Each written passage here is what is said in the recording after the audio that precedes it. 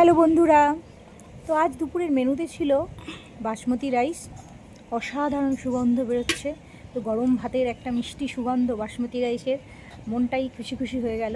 তো যাই হোক, গরম গরম বাসমতি রাইস, তার সঙ্গে ছিল হচ্ছে সরু সরু করে কাটা উচ্ছে আলু ভাজা। একসঙ্গে উচ্ছে আর আলুটা ভেজেছি মুচমুচে করে। তো উচ্ছে আলু ভাজা, বাসমতি রাইস আর এই স্যালাড, শসা গাজর আর পেঁয়াজ গোল গোল করে কেটেছিলাম। আর ছিল হান্ডি মাটন, রেয়াজি খাসির মাংস। আহা, অসাধারণ! মানে আমার ভীষণ ফেভারিট। আমি জানি না কার কার ভালো লাগে। তো যার ভালো লাগে অবশ্যই কমেন্ট করবে। আমিও দেখি আমার কোন কোন বন্ধু মাটন পছন্দ করে। তো এটা হান্ডি মাটন বানানো হয়েছিল, যেহেতু রেয়াজি মাংস তো মাটনে অনেক চর্বি ছিল, ওই জন্য বেশি তেল তেল মনে হচ্ছে।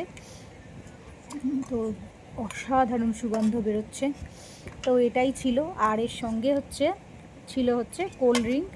তো কোল্ড ড্রিঙ্ক ছাড়া মাংস ঠিক জমে না। যাই হোক, এটাই ছিল আজ দুপুরের মেনু।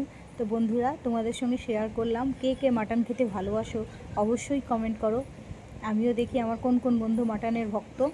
তো আজকের মতন টাটা। ভিডিও ভালো লাগলে অবশ্যই লাইক করো।